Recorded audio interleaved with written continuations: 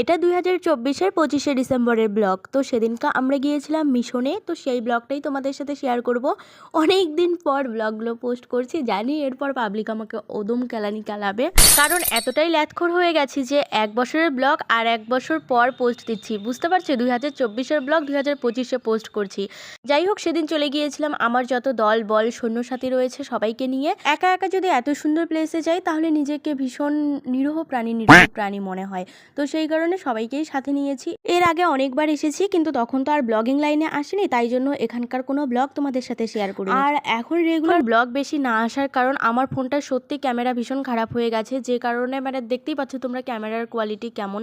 তো খুব বেশি ভিডিও করা যায় না, সেই কারণে আর কি ভিডিওগুলো করতে পারছি না। যতদিন না পর্যন্ত নতুন ফোন আসছে ততদিন পর্যন্ত ভালো ভালো ব্লগ হয়তো বা তোমাদের সাথে শেয়ার করতে পারবো না। পূজার সময় তো মোবাইল ভেঙে গিয়েছিল, ডিসপ্লে যাওয়ার পর থেকে ফোনটা কেমন ঘোলা হয়ে গেছে, ক্যামেরা খুব বেশি ক্লিয়ার নয়, মানে আগের থেকে অনেকটা লো হয়ে গেছে ক্যামেরার কোয়ালিটি। যাই হোক, 2024 তো চলে গেছে, চলো 2024 নিয়ে কিছু কথা বলি তোমাদেরকে, কিছু কথা শেয়ার করি। তার আগে বলো 2024 তোমাদের কেমন কেটেছিল, অবশ্যই কিন্তু কমেন্ট করে জানাবেই জানাবে।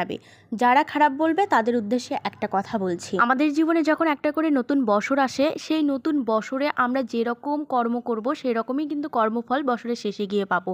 তো আমরা যে রকম কর্ম করি সেরকম কর্মফল যখন আমরা বছরের শেষে গিয়ে পাই, আর তখন মনে হয় যে বছরটাই আমাদের খারাপ গেল। মানে যাদের কর্মফল ভালো তারা তো অবভিয়াসলি ভালো জিনিসটাই পাবে, আর যারা কোনো কর্ম করবে না, কর্ম ছাড়াই ফলের আশা করবে এবং যখন দেখা যাবে সেই ফলটা তারা পাচ্ছে না, তখন গিয়ে আমরা নিজেই নিজেদের ভাগ্যকে দোষারোপ করি, নয়তো গোটা বছরটাকে, গোটা একটা নতুন সালকে আমরা দোষারোপ করি যে অভিশপ্ত সাল, ভীষণ বাজে একটা সাল।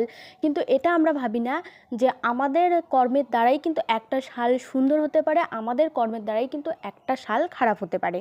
তো যাই হোক, আমি সবার প্রথমেই বলবো 2024 আমার জীবনে ভীষণ ভীষণ ভীষণ ভালো কেটেছে। কারণটা ওই যে কর্ম ভালো করলে অবশ্যই ফল ভালো আসবে।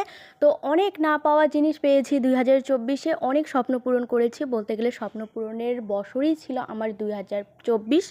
তো সেই সালটাকে আমি কখনোই ভুলতে পারবো না। তোমরা যারা 2023 থেকে আমার ভিডিও ফলো করো, তারা যদি আমার 2023-এর লাস্টের ব্লগগুলো দেখো তাহলে দেখতে পারবে 2023-এর প্রথম দিকগুলো আমার অনেক খারাপ কেটেছে, খারাপ কর্মের জন্যই, যার ফলস্বরূপ আমি 2023-এর লাস্টের দিকেই পেয়েছি।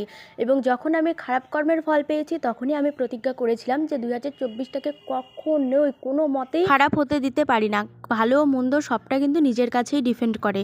তো আমি চেষ্টা করেছি সবসময় ব্যস্ত থাকার এবং সবসময় ভালো কাজ করার এবং সময়গুলোকে সঠিক কাজে লাগানোর। মানুষের কথা এক মুহূর্তের জন্য কানে তুলিনি, এইভাবেই কিন্তু নিজের সময়টাকে ভালো করেছি। 2024-এর তোমরা চাইলে হ্যাপি নিউ ইয়ারের ব্লগটাও দেখতে পারো।